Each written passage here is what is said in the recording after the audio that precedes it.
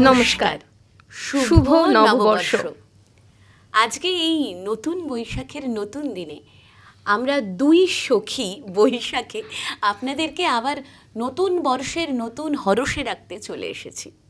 আর আজকে আমরা দুজন, মানে আমাদের দুজনকে আপনারা চিনেনি, নতুন করে পরিচয় দেবার কিছু হয়তো নেই, তবু বলে দিই, আমি আরজে উষসী আর আমার সঙ্গে আরজে মধুরা। বৈঠকে তো আমাদের বন্ধুরা নাটক শুনতেই পায়। রেডিও নিউটনে কান রাখলেই কিন্তু প্রতি রবিবার দুপুর 2টোয় নাটক শোনা যায়। কিন্তু ধরো মিস হয়ে গেল, তাহলেও কিন্তু তার ব্যবস্থা রয়েছে। ইউটিউব চ্যানেল রয়েছে আমাদের, official YouTube channel radio Newton. সেখানে কিন্তু বৈঠকের এই নাটকগুলো আপনারা শুনতে পান। সেটা আপনারা জানেন ঠিকই, আজ একটু মনে করিয়ে দিলাম। আজকে কিন্তু বিশেষভাবে শুধুমাত্র আপনাদের জন্য সরাসরি আমাদের দেখতে পাবেন আপনারা নাটক পাঠ করতে। পয়লা বৈশাখ উপলক্ষে বিশেষ আয়োজনটা আমরা করেছি শুধুমাত্র আপনাদের জন্য। নাটক বলতে পারেন, গল্প বলতে পারেন, আমাদের কিছু ভালো লাগা বই পড়াও বলতে পারেন। কারণ আপনারা তো জানেনই যে পয়লা বৈশাখ বাঙালির ওই দোকানে দোকানে গিয়ে হালখাতা করা এবং বিভিন্ন গয়নার দোকানে যাওয়ার যে চল রয়েছে, তার সঙ্গে বাঙালির কিন্তু আরও একটা ঐতিহ্য রয়েছে। সেটা হচ্ছে বই পাড়ায় গিয়ে হালখাতার উদ্বোধন করা এবং নতুন নতুন বই প্রকাশ করা। নিশ্চয়ই মধুরাও জানো যে প্রচুর প্রকাশকেরা এই দিনটাই বেশ শুভ মনে করেন এবং নতুন বই উদ্বোধন, নতুন পত্রিকা উদ্বোধন, এবং আমরাও বেশ কিছু নিমন্ত্রণ পেয়ে থাকি। সেই বাঙালির সেই চিরাচরিত ঐতিহ্যকে মাথায় রেখে আমরাও বৈশাখে বই নিয়ে, মানে বই পড়া নিয়ে আপনাদের সামনে উপস্থিত হয়েছি। আর আমাদের এই আজকে আমাদের এই দুই সখীর বৈশাখের এই আড্ডায় প্রথম নিবেদনে থাকবে মধুরা। একদম ধন্যবাদ উষসীকে। তো যেহেতু পয়লা বৈশাখ নতুন বছরের শুরু, আনন্দের দিন, তাই রম্য রচনা দিয়ে শুরু করা যাক। বেশ, তারাপদ রায়ের বুদ্ধি, তাহলে শুরু করি। বুদ্ধিতে মানে শান দেওয়া প্রথম দিন, একদমই তাই। বেশ, এবং বলে যে প্রথম দিনটা যেরকম আমরা ভাবে চালাবো, সেই সারা বছরটাই সেইভাবে চলবে। তাই বুদ্ধি নিয়েই শুরু করা যাক। আমি গরিব মানুষ, আমার আয়ের চেয়ে ব্যয় অনেক বেশি। আয় ব্যয়ের এই ভয়াবহ পার্থক্য আমাকে বুদ্ধি খরচ করে মেটাতে হয়। টাকার অভাবে বুদ্ধি খরচ করি। বুদ্ধি বিষয়ে একটা চমৎকার কথা বলেছিলেন এক বিদেশি প্রবন্ধকার।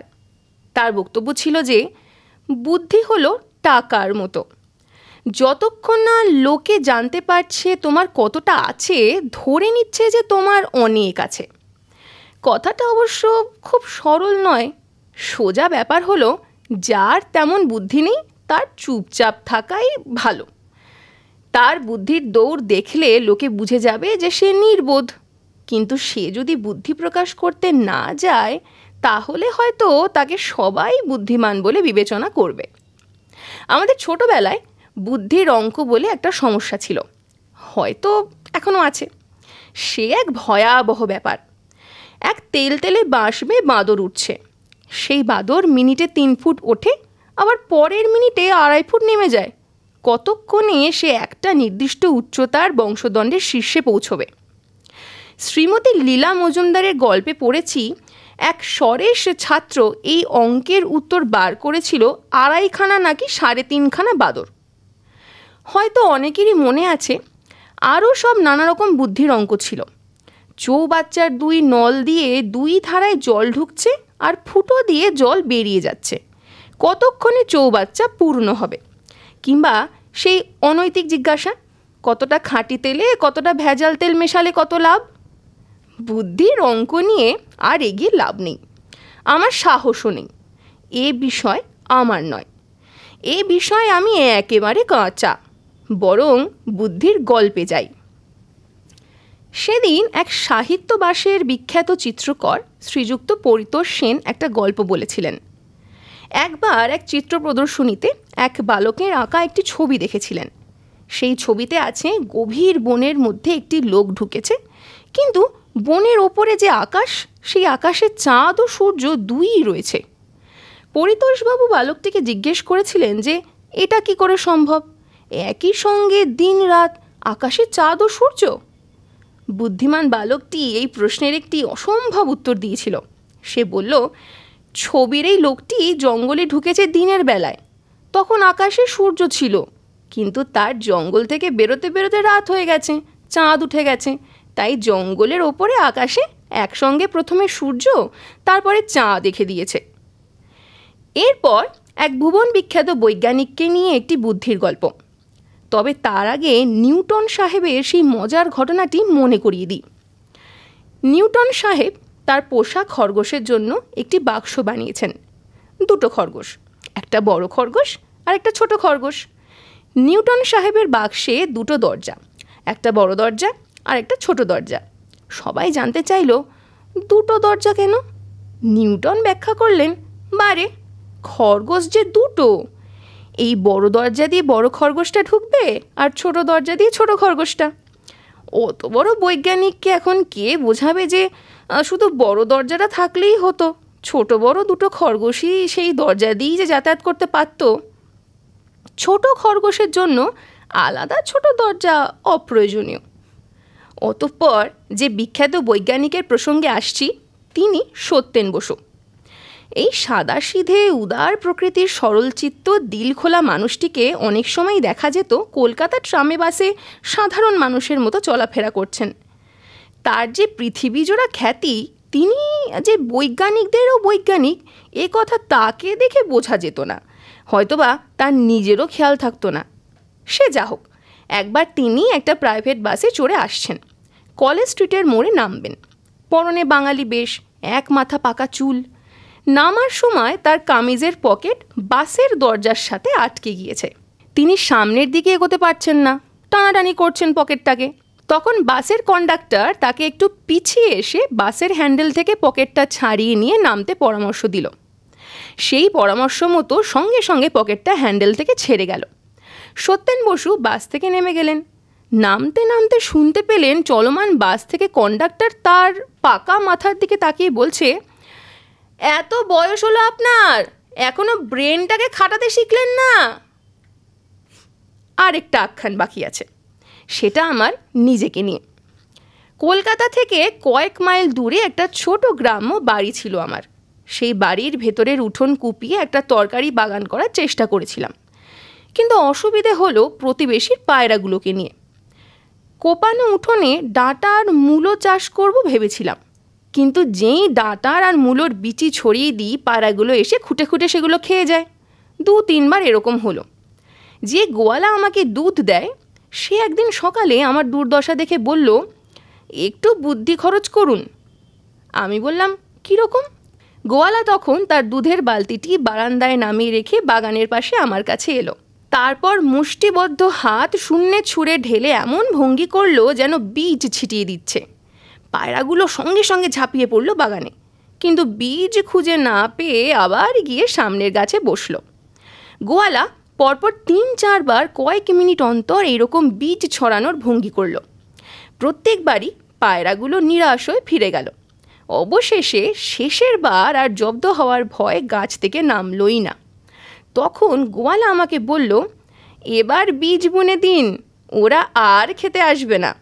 সত্যিই তাই হলো, বুদ্ধির জয় হলো। সত্যি অসাধারণ। মানে আমাদের এই কথায় বলে না যে বাঙালিদের বুদ্ধি, সে আবার একটু অন্য রকমের বুদ্ধি। আর আজকে তো আমাদের মূলত বাঙালিদের দিন। আচ্ছা মধুরা, এই যে পয়লা বৈশাখ, পয়লা বৈশাখ বলতে মূলত তোমার কাছে কি? পয়লা বৈশাখ বলতে দেখো, নতুন তো অবশ্যই এটা নতুন বাংলা বছরের শুরু, এবং আমাদের কাছে অবশ্যই এটা খুবই স্পেশাল একটা দিনের দিন না, এটা পুরো গোটা বছরের শুরু। তো স্পেশাল বলতে এটাই ইচ্ছে করে যে অনেক সময় আমরা যে জিনিসগুলো ধরো ভুল করছি জীবনে, বা যেগুলো ধরো অসম্পূর্ণ থেকে গেল, সেগুলোকে এই বছরে পূর্ণ করা এবং সকলকে ভালো রাখাটাও কিন্তু আমার মনে হয় এই শুভ নববর্ষের একটা উদ্দেশ্য হওয়া উচিত। একেবারেই তাই। মানে ও যেটা বললো সেটা আমরা মূলত ইংরেজি বছরের ক্ষেত্রে বলে থাকি, এবং খুব মানে আমরা রেডিওতেও বলি যে রেজলিউশন কি, রেজলিউশন কি। কিন্তু নতুন বছর মানে আমাদের বাঙালিদের কাছে এই যে নতুন পঞ্জিকা, নতুন ক্যালেন্ডার, এখানে ওই যে নতুন করে শুরু করা এবং ওই ভুলগুলোকে ভালোবেসে একটু ভুলে গিয়ে আবার নতুন ঠিকগুলোকে নিয়ে চলা, এটাও কিন্তু খুব আর দেখো, important। শুরু করার তো নির্দিষ্ট আমার মনে হয় না কোনো দিন থাকে, তো একদমই যেহেতু তাই। এটা নতুন বছরের শুরু, তাই এই দিনটাকে আমরা হয়তো চুজ করে নিই একদম। যে এই দিনেই শুরু করা যাক আবার নতুন করে। হ্যাঁ, মানে যেরকম অনেক দিন থেকে ভাবছি যে না আর ওই বাইরের খাবার দাবার খাবো না, পয়লা বৈশাখ তো আজকে খেয়ে নিই, কালকে থেকে খাবো না, তারপরে তেসরা বৈশাখ চৌঠা বৈশাখ গিয়ে কি দাঁড়াবে সেটা অন্য প্রসঙ্গ। তবে হ্যাঁ, পয়লা বৈশাখ বলতে আমার কাছে ভীষণভাবে মনে হয় যে ওই বাঙালি সাজ, বাঙালি খাওয়া দাওয়া, এইটা তো আছে, এইটা নিয়ে অনেকে আমাদেরকে একটু তুচ্ছতাচ্ছিল্য করে বটে যে একটা দিনেই নাকি আমরা খুব বাঙালি হয়ে উঠি। কিন্তু এর বাইরেও আমার মনে হয় এই যে দেখবে বাংলা নববর্ষের সময় মানে ঢালাও জামা কাপড় বিক্রি এবং এই যে মেলা, পাড়ায় পাড়ায় পয়লা বৈশাখ দোসরা বৈশাখে যে বৈশাখী মেলা, এইটা কিন্তু আমার কাছে ভীষণভাবে একটা বৈশাখী আনন্দ হয়ে আসে। একদম। আর মধুরা অলরেডি আমাদেরকে যে সরস রম্য রচনার মাধ্যমে আমাদের একটা ওই হাস্যকৌতুকের মেজাজ ধরিয়ে দিয়েছে। আমি পরশুরামের লেখা আরেকজন অন্যতম কথা সাহিত্যিক, যাকে আমরা গোটা বাংলা সাহিত্যে চিনি, কোথাও তিনি পরশুরাম নামে লিখছেন, কোথাও তিনি রাজশেখর বসু নামেই অনন্য, তারই একটি ছোট লেখা গল্প, গল্পের নাম উপেক্ষিতা, এটা শোনাব। 3 নম্বর রডোডেন্ড্রন রোড, বালিগঞ্জ। বাইরে মুষলধারে বৃষ্টি পড়ছে। ড্রয়িং রুমে পিয়ানোর কাছে বসে রয়েছে গরিমা গাঙ্গুলি, তার সামনে ইজি চেয়ারে চটক রায়। ঘরে আসবাব বেশি নেই, কারণ গরিমার বাবার ঢাকায় বদলির হুকুম হয়েছে। অধিকাংশ জিনিস আগেই রওনা হয়ে গিয়েছে। এই চটক ছেলেটি যেমন ধনী, তেমন মিষ্টভাষী, বিনয়ী এবং বাধ্য। চিমটি কাটলেও টু শব্দ করে না, মানে এক কথায় যাকে বলে নারীর মনুষ্য, অর্থাৎ লেডিজ ম্যান। নাই বা হবে কেন, সে গোটা 5-5টা বছর বিলেতে থেকেছে এবং বিলেতে থেকে স্রেফ এটিকেট অধ্যয়ন করেছে। এমন সুপাত্র আজকালকার বাজারে পাওয়া দুষ্কর। গরিমার বাবা মা কলকাতা ত্যাগের আগেই কন্যাকে বাগদত্তা দেখতে চান, তাই এ হেন ব্যবস্থা। তারা চান যাওয়ার আগের দিন সন্ধ্যায় দুজনে একটু কথাবার্তা সেরে নিক। এই কথাবার্তা বলবার সুযোগ দিয়ে দোতলায় বসে তারা সুসংবাদের জন্য প্রতীক্ষারত। কিন্তু আলাপ তেমন জমল না। গোটা 15 গান শেষ করে গরিমা তৃতীয়বার জানালো, কাল আমরা যাচ্ছি। চটক বললেন, ও হায় রে, বিদায় বার্তার এই কি উত্তর! গরিমার কথা জোগাচ্ছে না। তবু সে বলল, সেই ভুটানি গাজলটা গাইব? চটক বলল, না, আজ থাক। গরিমা বলল, সে কি হয়, বাইরে যে বৃষ্টি পড়ছে। চটক চেয়ারে বসে নীরবে কেবলই উসখুস উসখুস করতে লাগল। মিনিট 2 পরে আবার বলল, এইবার উঠি। গরিমা ভাবছিল কবি বৃথাই লিখেছেন, এমনও দিনে তারে বলা যায়। এই বাদল সন্ধ্যা তাহলে কি একেবারেই নিষ্ফল হবে? চটকের কি হলো, কেন সে পালাতে চায়? তার কিসের এত অস্বস্তি, কিসের এত অস্থিরতা তার? গরিমার মোহিনী শক্তি আজ তাকে ধরে রাখতে পারছে না। আচ্ছা, সেই ভেটকিমুখী বেহায়া মিনিমিত্তিরটা চটককে হাত করেনি তো? হতেও পারে, যা গায়ে পড়া মেয়ে। গরিমা তার গলার কাছে কান্নাখানা গিলে ফেলে বলল, আর আর একটু বসুন। কিন্তু চটক বসল না, চেয়ার হতে একেবারে লাফিয়ে উঠল আর উঠেই বলল, আজ বরং চললুম, কেমন?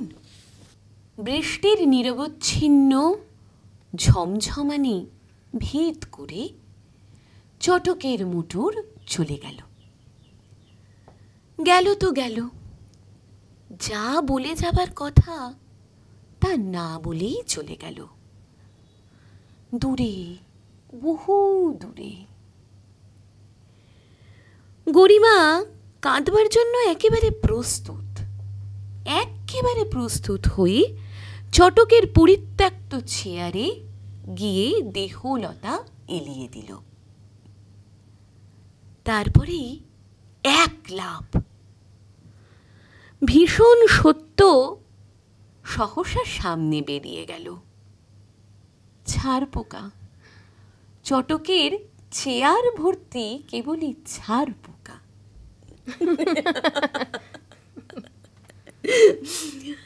আসলে এমনই হয়, সেটাই। মানে গভীর প্রণয়ের মাঝেও বড় বাইরের ছার পোকা এসে ওই প্রণয়টাকে কেটে দিয়ে চলে যায়। ছার পোকার খুনসুটি, ছার পোকার খুনসুটি।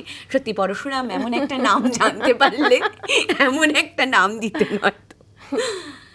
আজকে এই বৈশাখে আমাদের বই সখী, দুই সখীর এই বই নিয়ে আড্ডা আপনাদের কেমন লাগলো অবশ্যই আমাদের জানাবেন।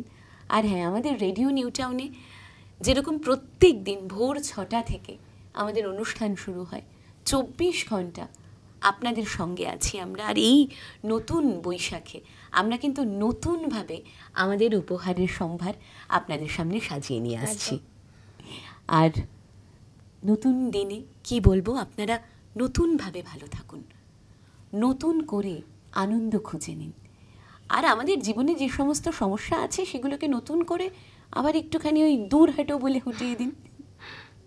ভালো থাকুন এবং হ্যাঁ, ভালো রাখুন। আর হ্যাঁ, রেডিও নিউ টাউন শুনতে ভুলবেন না, তাই তো? একদমই তাই। তাহলে আজকে আমরা আসি। আর মধুরা আর উষসীর তরফ থেকে আরও একবার জানাই শুভ নববর্ষ।